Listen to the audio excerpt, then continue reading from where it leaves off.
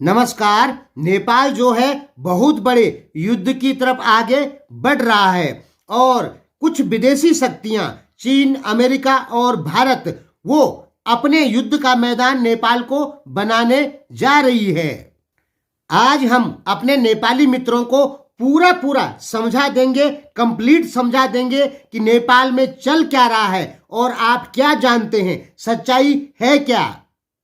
क्योंकि आपका देश बहुत बड़े संकट की तरफ, बहुत बड़े गृह युद्ध की तरफ आगे बढ़ रहा है। नेपाल में जो दुर्गा प्रसाद परसाई हैं, इन्होंने एक जबरदस्त प्रोटेस्ट छेड़ रखा है नेपाल की राजनीतिक पार्टियों के खिलाफ और ये राजावादी हैं।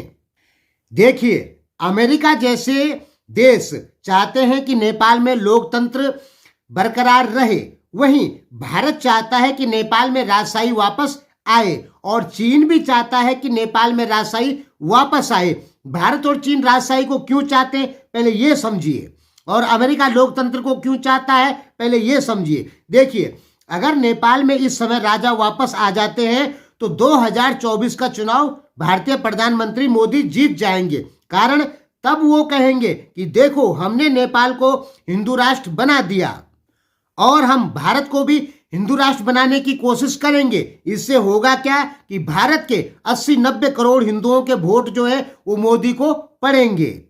अब चीन क्यों चाहता है कि नेपाल में राजशाही वापस आए? देखिए, चीन का नेपाल की राजशाही से बहुत ही अच्छे संबंध रहे हैं इतिहास में। नेपाल में जो कांग्रेस पार्टी थी वो हमेशा अमेरिका के कहने पर चलती थी।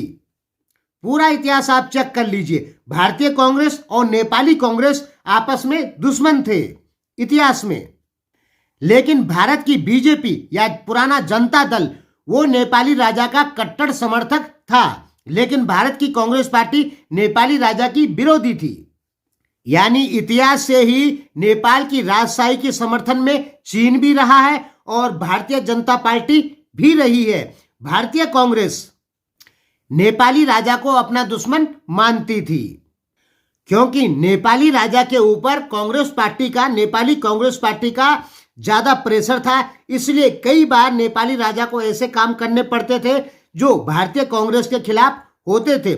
इस कारण भारतीय कांग्रेस नेपाली किंग को अपना एक प्रकार से दुश्मन ही मानती थी। इसलिए भारतीय कांग्रेस द्वारा नेपाल से राजशाही हटाने के प्रयास किए गए। किसके सहारे? मार्क्सवाद और लेनिनवाद के सहारे, माओवाद के सहारे नहीं। यहाँ पे आपको समझना पड़ेगा, राजीव गांधी, इंदिरा गांधी नेपाल से राजशाही हटाना चाहती थी। किसका सहयोग लेके? रसिया का, सोवियत संघ का सहयोग लेकर। वो कौन थे? मार्क्सवादी और लेनिनवादी, माओवादी नहीं थे। उसके बाद जब क्या होता है, 1990-91 में राजीव गांधी की मौत भी हो जाती है और सोवियत संघ का विघटन हो जाता है। तब यानी ये पार्टियां कमजोर पड़ गई थी। तो 90 के दशक में क्या होता है, माओवादी, मार्क्सवाद, लेनिनवाद नेपाल में मिल जाते हैं और तब ये कहना मानने लग जाते हैं यूरोपीय यूनियन का और अमेरिका का। तब इन्होंने राजीव गांधी का कहना नहीं माना, सोवियत संघ का कहना नहीं माना, क्योंकि 1992 तक आते आते राजीव गांधी की भी मृत्यु हो गई थी और सोवियत संघ भी खत्म हो गया था।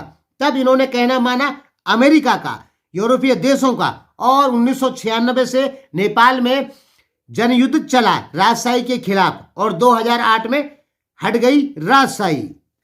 और जब नेपाल में राजतंत्र हटके लोकतंत्र आता है तो भ्रष्टाचार बढ़ जाता है। इससे होता क्या है कि एक से एक घोटाले खुलते हैं और जनता की नजर में नेपाल की सभी राजनीतिक पार्टियां भ्रष्ट मानी जाती है। यानी नेपाल के लोग कहते हैं कि हमारी सभी राजनीतिक पार्टियां जो हैं वो भ्रष्ट हैं। इसलिए नेपाल को दोबारा राजशाही की जरूरत है। तो ये प्रोटेस्ट है दुर्गा प्रसाद परसाई द्वारा। अब यहाँ पे चीन क्या कर रहा है? देखिए, नेपाल में लोकतंत्र है, चीन अच्छे से जानता है जब तक नेपाल में लोकतंत्र है तब तक पूरा का पूरा नेपाल चीन के कहने पर नहीं चलेगा। अभी नेपाल में जो द्वंद्व चल रहा है भारत, चीन और अमेरिका के बीच है। भारत चाहता है नेपाल मेरे पक्ष में रहे, चीन चाहता है नेपाल मेरे पक्ष में रहे, अमेरिका चाहता है नेपाल मेरे पक्ष में रहे। यदि नेपाल से लोकतंत्र हट जाता है और राजा 100% पावर में आ जाते हैं तो तब नेपाल से अमेरिका आउट हो जाएगा और तब रहेगा नेपाल में टक्कर भारत और चीन की।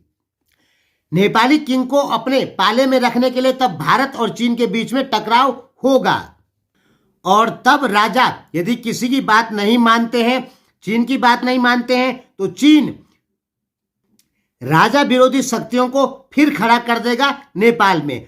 और यदि नेपाली किंग भारत की बात नहीं मानते हैं तो भारत राजा विरोधी ताकतों को फिर खड़ा कर देगा नेपाल में। ऐसा अमेरिका भी कर सकता है, यानी राजा आए चाहे लोकतंत्र रहे, नेपाल स्थिर होने के कहीं चांस नजर नहीं आ रहे हैं।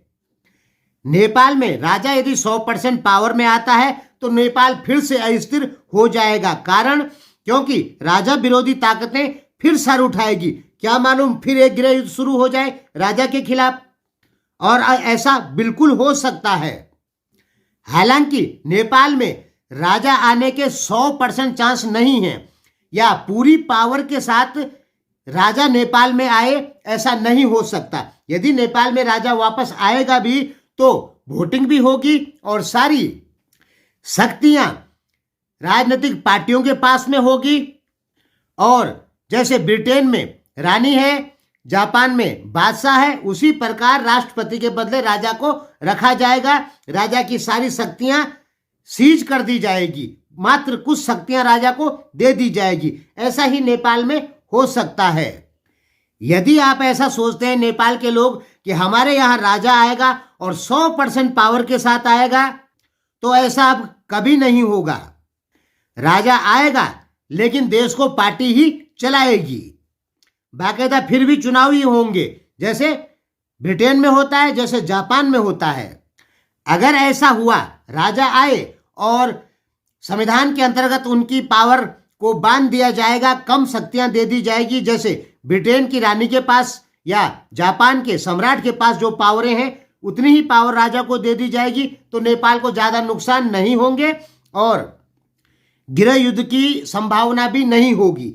लेकिन यदि राजा को ज्यादा पावर दी जाती है और राजनीतिक दल खत्म हो जाते हैं तो नेपाल में फिर गृह युद्ध की संभावना बन सकती है नहीं दोस्तों, हो जाएगा फिर। धन्यवाद।